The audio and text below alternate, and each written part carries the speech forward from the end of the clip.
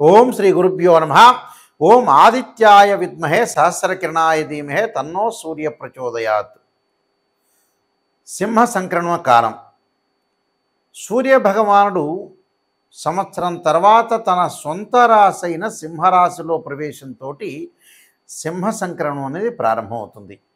August 16వ తారీఖున నుండి September 16వ తారీఖు వరకు కూడా సూర్య భగవానుడు సింహరాశిలో ఉండటం వల్ల ద్వాదశ రాశుల వాళ్ళకి ఏ విధంగా ఫలితం ఉండబోతుంది. ఆగస్టు 16వ తారీఖు శుక్రవారం రాత్రి 7:44 నుండి మఖా నక్షత్రం ప్రథమ పాదంలో సూర్యభగవానుడు ప్రవేశంతో సింహ సంక్రమణం ప్రారంభమవుతుంది. మళ్ళీ తిరిగి సెప్టెంబర్ 16వ తారీఖు సోమవారం రాత్రి 7:42 ఉత్తరా నక్షత్ర రెండో పాద ప్రవేశంతో సింహ సంక్రమణం అనేది పూర్తి అవుతుంది. అంటే ఆగస్టు 16వ తారీఖు నుంచి సెప్టెంబర్ 16వ తారీఖు వరకు కూడా సూర్య భగవానుడు సింహరాశిలో సంచారం చేస్తుంటాడు. సహజంగా సూర్య భగవానుడు 3, 6, 10, 11 స్థానాలు సుఫలితాన్ని ఇస్తాడని శాస్త్రం చెప్పబడింది. అంటే షట్ 3 దశస్థో భాను అంటారు. అంటే 3, 6, 10, 11 స్థానాలు సుఫలితాన్ని ఇస్తాడు. సూర్యభగవానుడు రాజకీయము, కీర్తి, కోపము, ఆవేశము, ఆరోగ్యము, ఉద్యోగము, నేత్ర సంబంధమైన వ్యాధులు, పితృకారకుడు సూర్యభగవానుడు, శరీర సౌఖ్యము, శిరోవ్యాధులు, ఉష్ణము, మనోవిచారము, రాజభయము, అదృష్టము, అపజయాలన్నింటినీ కూడా కలగచేసేవాడే సూర్యుడు. అంటే మెడికల్ సంబంధించిన విషయాల్లో కానీ, ఆరోగ్య విషయంలో కానీ, ప్రమాదాలు కానీ ఇవన్నీ కూడా తెలియచేసేవాడు గ్రహము. గ్రహాలకు రారాజు సూర్యభగవానుడు. అంటే అదృష్టాన్ని తీసుకొచ్చే గ్రహం కూడా సూర్యభగవానుడే. అందువల్లే పాత రోజుల్లో మన అస్తాముద్రికం చూసేటప్పుడు సన్లైన్ ఉంది అని ఆలోచన చేస్తుంటారు. అంటే సూర్యరేఖ అదృష్టాన్ని ఇచ్చేవాడు ఎవరు అంటే సూర్యుడు. అంటే ఉద్యోగ భద్రత, నిరుద్యోగులకు ఉద్యోగాలు రావటం ఇవన్నీ కూడా మనకు సూర్యభగవానుడు వల్లనే అవుతుంది. ఈ సూర్యభగవానుడు అన్ని రాశులకు ఏ విధంగా ఉందో ఒక్కసారి మనం పరిశీలన చేద్దాం. తులారాశి వాళ్ళకి లాభంలో రవి సంచారం వల్ల వ్యాపారాభివృద్ధి, వ్యాపార విస్తరణ, రకరకాల వ్యాపారాలు చేయాలని డిస్కస్ చేస్తుంటారు. వ్యాపార ఎక్స్పాండ్ చేస్తారు బిజినెస్ని. అంటే ఒక చోట నుంచి మరో చోటకి. ఒక గుంటూరులో ఒక సిటీలో వ్యాపారం ఉందండి హైదరాబాద్లో ఉన్న వ్యాపారాన్ని విజయవాడలో ఉన్న వ్యాపారాన్ని కర్నూలులో ఉన్న వ్యాపారాన్ని రాజమండ్రిలో, ఇలాంటి ఎక్స్పాండ్ జరిగే అవకాశం అనేది ఒకటి ఉంటుంది. మంచిదే. వ్యాపారాన్ని విస్తరణ చేయాలి, లాభాలు కలగాలి, 10 మంది మనం పోషించాలి, వాళ్ళందరికీ కూడా అన్నం పెట్టాలి, భోజనం పెడితేనే మంచిది. సంతోషము, సుఖము, సంతోషము, స్త్రీ సౌఖ్యము, శుభకార్యక్రమాల నిర్వహణ చేయటమే కాకుండా తన ఇంట్లో శుభ కార్యక్రమాలు కూడా నిర్వహించే అవకాశాలు ఉంటాయి. స్థిరాస్తుల్లో లాభాలు, వాళ్ళకి ఏదైతే ఉంటుందో స్థిరాస్తి అంట. మనం ఏదో ఒక వస్తువు కొనుగోలు చేస్తాం, బంగారు వస్తువులు కొనుగోలు చేస్తాం, వెండి వస్తువులు కొనుగోలు చేస్తాం, దాంతోపాటు ప్రాపర్టీస్ కొనుగోలు చేస్తాం. అవన్నీ కూడా ఏంటంటే ఆ రేటు పెరిగే అవకాశం అనేది ఒకటి ఉంటుందని అర్థం. ధనాదాయము, ధనలాభం, మనీ ట్రాన్సాక్షన్స్ బాగా ఎక్కువగా ఉంటాయి. మనీ అనేది ఇన్కమ్ ఇంక్రీజ్ అయ్యే అవకాశాలు ఉంటాయి. అంటే ఫైనాన్షియల్ పరంగా ఇంక్రీజ్ కావటం, ఉన్నటువంటి ఆకస్మికంగా ధనలాభం. వీళ్ళు ఏదైతే సెల్ఫ్గా చేస్తారో, అంటే సెల్ఫ్గా వాళ్ళు కొంత ఆలోచన చేస్తుంటారు. అంటే సెల్ఫ్ డిక్లరేషన్ అంటారు. ఆ సెల్ఫ్ డిక్లరేషన్ కూడా వాళ్ళకు ప్రాఫిట్ ఇచ్చే అవకాశాలు ఉంటాయి. నూతన పదవి, ఉద్యోగపరంగా ప్రమోషన్లు, గౌరవం, ఆస్తులు, మధుర పదార్థాలు తింటారట వీళ్ళు. మధుర పదార్థాలు అంటే మంచి పదార్థాలు ఏదైతే ఉంటాయో అలాంటి పదార్థాలు తినే అవకాశం. శరీర సౌఖ్యం, రాజకీయ పరంగా పరిణితి చెందుతారు. రాజకీయ పరంగా పరిణితి చెందటం అంటే ఏంటి? ఉద్యోగస్తులు కానీ, విద్యార్థులు కానీ, స్త్రీలు కానీ పరిణితి అంటే అర్థం ఏంటంటే గత స్మృతులని మనం తెచ్చుకొని గతంలో ఏదైతే మిస్టేక్ చేస్తామో ఆ మిస్టేక్ అంతా కూడా సవరణ చేయడాన్ని పరిణితి చెందినట్టు అర్థం. అది మంచి శుభవార్త వీళ్ళకి. మంచి ఉద్యోగ అవకాశాలు, దరిద్ర బాధలు తగ్గటం, సరైన సమయంలో సరైన నిర్ణయాన్ని తీసుకోవటం, బంగారు ఆభరణాలు కొనుగోలు చేయటం, వజ్ర వైడూర్యాలు, వెండి వస్తువులు కూడా కొనుగోలు చేస్తారు.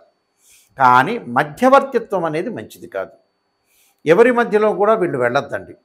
అనవసరం రాద్ధాంతాలు చేయొద్దండి. వాళ్ళతో మనకి నష్టపడే అవకాశాలు ఉంటాయి కాబట్టి ఎక్కడ కూడా మధ్యవర్తిత్వం, మీడియేషన్ చేయొద్దండి. భూ సంబంధమైన వ్యవహారాల్లో అస్సలు అడుగు పెట్టొద్దండి. అలానే పంచాయతీలు జరుగుతాయి, అలాంటి వాటిలో కూడా అడుగు పెట్టకుండా ఉండటం మంచిది. అంటే ఇవన్నీ కూడా నేను పెట్టద్దు అని చెప్తున్నాను, కొన్ని మంచి జరుగుతున్నాయని చెప్తా, మీరు ఆలోచన చేయాలి. వీటిల్లో వద్దు అంటే వద్దు, ఈ నెలలో వదిలేసేయండి, నెక్స్ట్ మంత్లో చూసుకోవచ్చు. ఇప్పుడు మంచి జరుగుతుందంటే మీరు ప్రయత్నం చేయండి, అప్పుడు మీకు మంచి జరుగుతుంది.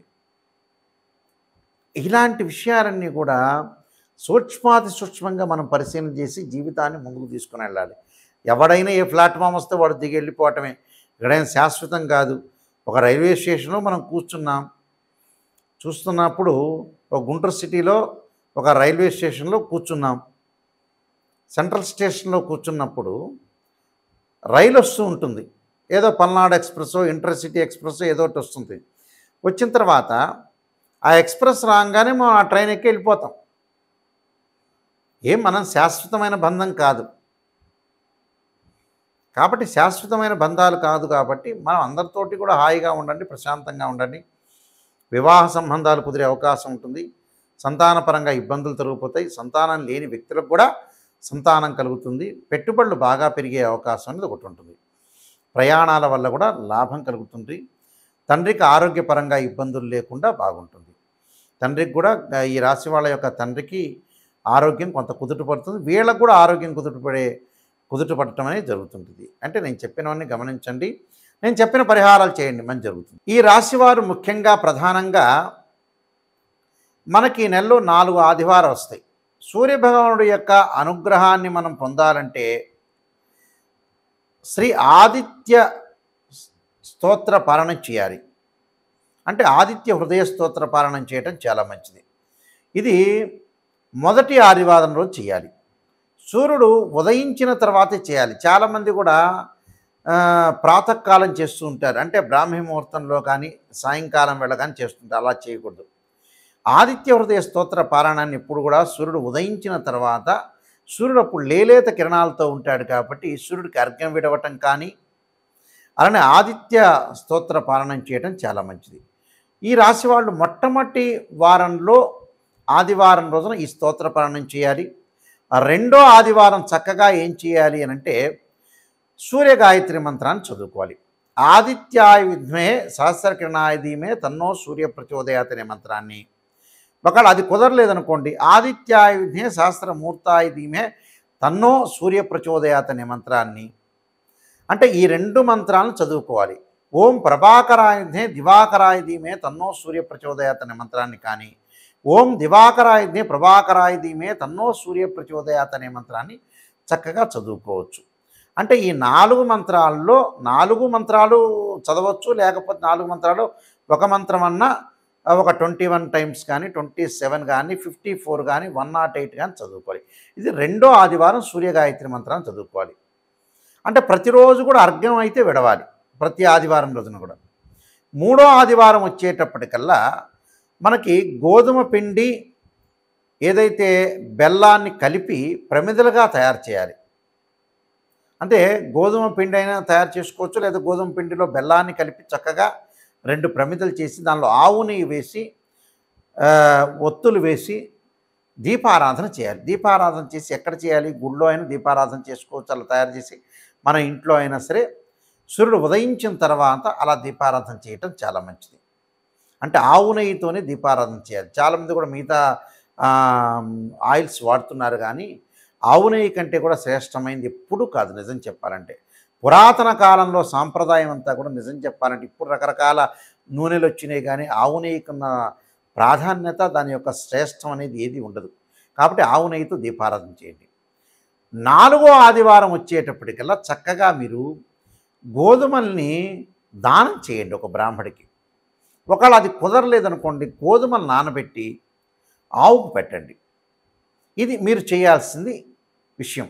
ఇంకా విశేషంగా మీరు చేయదలుచుకున్నారనుకోండి, గోధుమ రవ్వతోటి ఏదన్నా సరే ప్రసాదం చేసి ఒక దేవాలయంలో ప్రధాన అర్చకులకు ఇవ్వండి.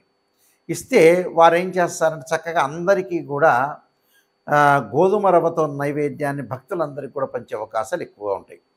కాబట్టి వాళ్ళందరూ కూడా పంచుతారు కాబట్టి తప్పకుండా మీరు గోధుమ రవ్వతో శుచిగా శుభ్రంగా ఇంటిలో శుభ్రంగా స్నానం చేసి ప్రసాదాన్ని దానిలో జీడిపప్పు అలానే ద్రాక్ష అంటే కొంత సువాసనలు వెదజల్లేటట్టుగా చేసుకొని చక్కగా ప్రసాదాన్ని చేసుకొని చక్కగా ఒక ఇత్తడి గిన్నెలో చేసుకొని చక్కగా స్టీల్ గిన్నె కాకుండా చేసుకున్న తర్వాత అది దేవాలయంలోకి వెళ్ళి ఇవ్వండి. ప్రధాన అర్చకులు గారు ఉంటారు కదా, వారికి ఇచ్చేస్తే వారు నైవేద్యం పెడతారు. అది వెంకటేశ్వర స్వామి దేవాలయంలో అయినా, శివాలయంలో అయినా, ఆంజనేయ స్వామి దేవాలయం ఎక్కడైనా సరే, అమ్మవారి టెంపుల్లో అయినా సరే, గణపతి దేవాలయంలో అయినా సరే, ఇలా పెట్టిన తర్వాత వాళ్ళు ఏదైతే ధూపదీప నైవేద్యాలు చేసేటప్పుడు చక్కగా ప్రసాదం పెట్టిన తర్వాత అక్కడ ఆయన హారతి ఇచ్చిన తర్వాత ఆ ప్రసాదాన్ని అందరికి కూడా వితరణ చేస్తుంటారు, అందరికి కూడా పంచిపెడుతుంటారు. దానివల్ల కూడా మనకి ఏదైతే కష్ట నష్టాలు కానీ, ఆరోగ్యపరంగా కానీ, ఉద్యోగ భద్రత కానీ, ఉద్యోగం కానీ, అపజయాలు కానీ, నిరుద్యోగులు కరెక్ట్గా ఆశించినంత ఉద్యోగాలు రాకపోవటం, శత్రువుల వల్ల భయము, సమస్త దోషాలు సర్వకార్య సిద్ధి జరగాలంటే, ఇష్టకామ్య సిద్ధి అంతా కూడా జరగాలంటే సూర్యభగవానుడి యొక్క అనుగ్రహం అనేది ఉండాలి. కాబట్టి ఇవన్నీ కూడా నేను చెప్పిన పరిహారం అనేది చేయండి. సూర్యుడి యొక్క అనుకూలత అనేది బాగా ఉంటుంది. మీరు అపజయం లేకుండా జీవితంలో భగవంతుడి యొక్క అంటే సూర్యనారాయణ స్వామి యొక్క అనుగ్రహం అనేది ప్రసాదం అంటే ఏదైతే మనకి వారి యొక్క అనుగ్రహం సాధించాలంటే ఏమిటి, కొన్ని పరిహారాలు చేసుకోవాలి. ఆ పరిహారం చేసుకోవటం వల్ల మనకి మంచి జరిగే అవకాశం ఖచ్చితంగా ఉంటుంది.